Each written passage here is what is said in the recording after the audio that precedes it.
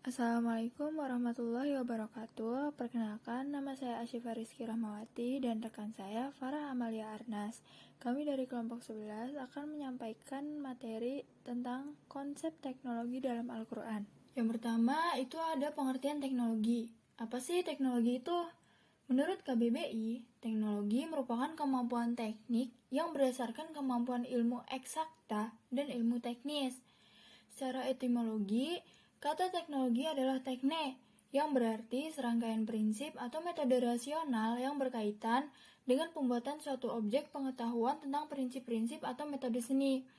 Teknologi adalah ilmu tentang cara menerapkan sains untuk memanfaatkan alam bagi kesejahteraan dan kenyamanan manusia.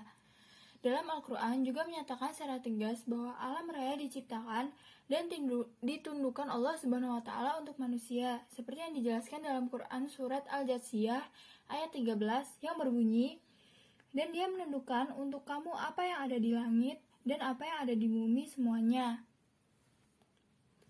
Al-Quran juga menjelaskan ciri-cirinya, seperti yang pertama, segala sesuatu yang ada di alam raya ini memiliki ciri dan hukum-hukumnya.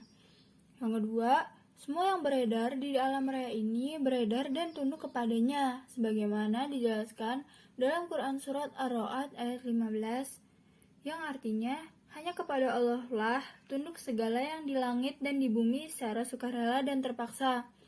Yang ketiga, benda-benda alam, apalagi yang tidak bernyawa, mereka tidak diberi kemampuan memilih, tetapi sepenuhnya tunduk kepada Allah melalui hukum-hukumnya, sebagaimana dijelaskan dalam Quran Surat Fussilat ayat 11, yang berarti, kemudian Dia menuju kepada penciptaan langit, dan langit yang ketika itu masih merupakan asap, lalu Dia berkata kepadanya, "Datanglah, tundukkanlah kamu berdua, langit dan bumi, menurut perintahku, suka atau tidak suka." Mereka berdua berkata, "Kami datang dengan suka hati." Kemudian, manusia juga diberi kemampuan untuk mengetahui ciri dan hukum-hukum yang berkaitan dengan alamnya. Al-Quran juga memerintahkan manusia untuk terus berupaya meningkatkan kemampuan ilmiahnya. Jangankan manusia biasa, Rasulullah SAW diperintahkan agar berusaha berdoa supaya selalu ditambahkan pengetahuannya, sebagaimana dalam Quran Surat At-Toha ayat 114 yang bunyinya, "Maka maha tinggi Allah, Raja yang sebenar-benarnya, dan janganlah kamu tergesa-gesa membaca Al-Quran sebelum disempurnakan mewahyukannya kepadamu, dan katakanlah, ya Tuhanku, tambahkanlah kepadaku ilmu pengetahuan." Kemudian, Rasulullah juga pernah bersabda, "Dua keinginan yang tidak pernah puas, yaitu keinginan untuk mencari ilmu dan keinginan untuk mencari harta." Hadis riwayat Tabrani. Hal itu memicu manusia agar terus memacu untuk mengembangkan teknologi dengan memanfaatkan anugerah Allah Subhanahu wa Ta'ala yang dilimpahkan kepadanya. Karena pesatnya laju pertumbuhan dan perkembangan teknologi, jadi teknologi itu tidak bisa dibendung. Manusia tidak bisa mengontrol, tapi manusia bisa mengarahkan dirinya agar tidak memperturutkan hawa nafsunya untuk mengumpulkan harta dan ilmu atau teknologi yang dapat membahayakan dirinya. Selanjutnya adalah konsep seni dalam Al-Quran. Menurut Muhammad Qutb, dikutip oleh Quraisy Shihab, bahwa seni Islam adalah seni yang dapat menggambarkan wujud melalui bahasa yang indah yang sesuai dengan fitrah. Seni Islam merupakan ekspresi tentang keindahan wujud dari sisi pandangan Islam dengan alam, hidup, dan manusia yang mengantarkan menuju pertemuan yang sempurna antara kebenaran dan keindahan.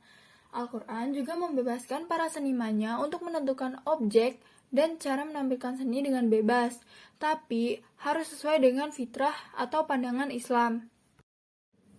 Selanjutnya ada seni lukis, pahat, atau patung. Dalam surat Al-Anbiya ayat 51-58 menguraikan tentang patung-patung yang disembah oleh ayah Nabi Ibrahim dan kaumnya, yang bunyinya, "Maka Ibrahim jadikan berhala-berhala itu hancur dan potong-potong kecil yang terbesar, induk dari patung-patung yang lain, agar mereka kembali untuk bertanya kepadanya." Kemudian dalam surat Saba ayat 12-13 menguraikan tentang nikmat yang dianugerahkan Allah Subhanahu wa Ta'ala kepada Nabi Sulaiman, yang antara lain Para jin itu membuat untuk Sulaiman apa yang dikehendakinya, dari gedung-gedung yang tinggi dan patung-patung yang piring-piringnya besarnya seperti kolam dan periuk yang tetap berada di atas tungku. Bekerjalah hai keluarga Daud untuk bersyukur kepada Allah, dan sedikit sekali dari hamba-hambaku yang berterima kasih. Dalam tafsir Al-Qurtubi menjelaskan bahwa patung-patung itu terbuat dari kaca, dari marmer, tembaga, dan konon katanya menampilkan para ulama dan nabi-nabi terdahulu. Nah, patung-patung di sini dibuat bukan untuk disembah atau diduga sembah, tetapi untuk menampilkan keterampilan dan kepemilikan yang dinilai sebagai bagian dari anugerah dari Allah Subhanahu wa taala. Selanjutnya dalam surat Al-Imran ayat 48 sampai 49 dan Al-Maidah ayat 110 menguraikan tentang mukjizat Nabi Isa alaihissalam yang menciptakan patung berbentuk burung dari tanah liat dan setelah ditiupnya kreasi itu menjadi burung yang sebenarnya. Sekian dari saya, kurang lebihnya mohon maaf. Wassalamualaikum warahmatullahi wabarakatuh.